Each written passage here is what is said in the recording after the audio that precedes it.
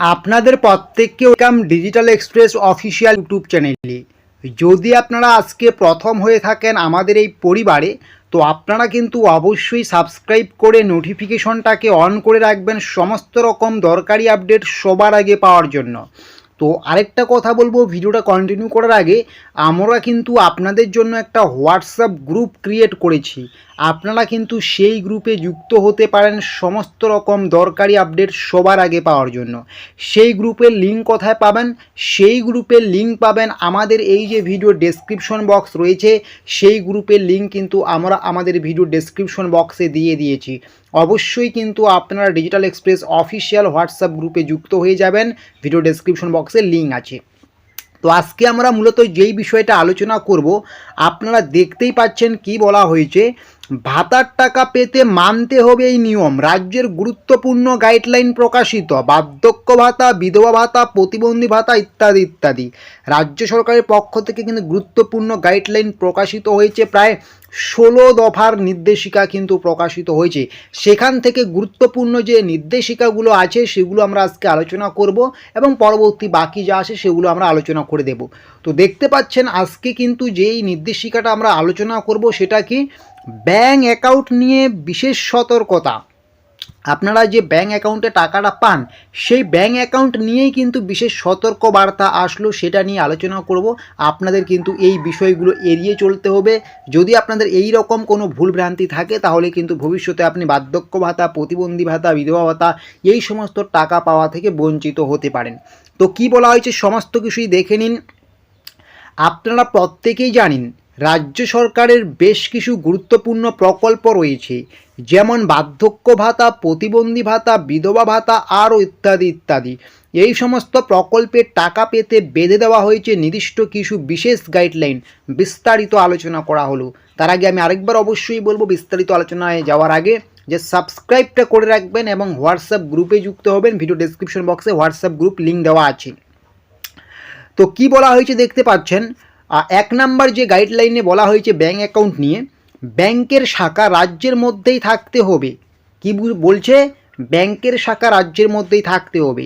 অনেক সময় দেখা যায় সুবিধাভোগীদের ব্যাঙ্ক অ্যাকাউন্ট পশ্চিমবঙ্গে না থেকে বাইরের রাজ্যে থাকে, এর ফলে সমস্যা হবে টাকা পেতে। মানে আপনি একজন পশ্চিমবঙ্গের বাসিন্দা, আপনার ব্যাঙ্ক অ্যাকাউন্ট কিন্তু পশ্চিমবঙ্গের ব্যাংকের ব্রাঞ্চেই কিন্তু হতে হবে, ঠিক আছে? তবেই কিন্তু আপনি টাকা পাবেন। 2 নম্বরে বলা হয়েছে সেভিং অ্যাকাউন্ট প্রয়োজন। যে ব্যক্তি সরকারি প্রকল্পের জন্য আবেদন করছেন তার একটি নির্দিষ্ট সেভিংস অ্যাকাউন্ট প্রয়োজন। অন্য কোনো অ্যাকাউন্ট সেভিং অ্যাকাউন্টস দিলে হবে না, বা অন্য কোনো অ্যাকাউন্টস দিলে হবে না, অবশ্যই সেভিং অ্যাকাউন্টস লাগবে। আপনি যদি এই অ্যাকাউন্টস না দিয়ে থাকেন তাহলে কিন্তু আপনার টাকা পাওয়া থেকে বঞ্চিত হবেন। তারপরে কি বলা হয়েছে, ব্যাঙ্ক অ্যাকাউন্টের সাথে নামের মিল থাকতে হবে। আপনি যে ব্যাঙ্ক অ্যাকাউন্টে জমা দিচ্ছেন, ব্যাঙ্ক অ্যাকাউন্টটা জমা দিচ্ছেন, তার সাথে আপনার ডকুমেন্টসের নামের মিল থাকতে হবে। আপনারা যখন আবেদন করবেন, আবেদন করার সময় আপনার যে নামটি দেবেন ফর্মে, এবং সেই নামের সাথে আপনার যে ডকুমেন্টস রয়েছে সেই ডকুমেন্টসের সাথে যাতে আপনার ব্যাঙ্ক অ্যাকাউন্টের নামের মিল থাকে। অনেক সময় আপনার আধার কার্ডে একটা নাম থাকে, ব্যাঙ্ক অ্যাকাউন্টের পাসবুকে একটা নাম থাকে, এগুলো যাতে না হয়, একই সেম টু সেম যাতে নাম থাকে, ঠিক আছে? পরবর্তী বিষয়ে কি বলা হয়েছে, আইএফএসসি কোড যাচাই প্রক্রিয়া। আইএফএসসি যে কোড রয়েছে এটা কিন্তু যাচাই প্রক্রিয়া বলতে কি বলা হয়েছে, আপনারা ব্যাঙ্ক অ্যাকাউন্টের আইএফএসসি কোড ঠিক আছে কিনা আপনার ব্যাঙ্ক অ্যাকাউন্টের, সেটা কিন্তু আপনাকে যাচাই করে দেখতে হবে। মানে অনেক সময় কিন্তু আপনার ব্যাঙ্ক অ্যাকাউন্টের আইএফএসসি কোড কিন্তু চেঞ্জ হয়ে যায়। যদি চেঞ্জ হয়ে যায় সেটাকে কিন্তু আপনাকে কারেকশন করে নিতে হবে।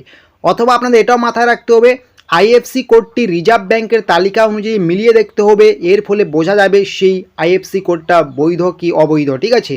যদি সেই আইএফসি কোডটা ঠিকঠাক আছে তবেই কিন্তু আপনি টাকা পাবেন, এবং এটাও আপনাদের খেয়াল রাখতে হবে আপনার আইএফসি কোড চেঞ্জ হয়েছে কিনা। তার পরবর্তীতে বলা হয়েছে একটি ব্যাংকে একাধিক উপভোক্তা। 16 দফা নির্দেশিকায় পরিষ্কার বলা আছে একটি ব্যাঙ্ক অ্যাকাউন্টে যে কোনো একজন ব্যক্তি সরকারি সুযোগ সুবিধা পাবেন।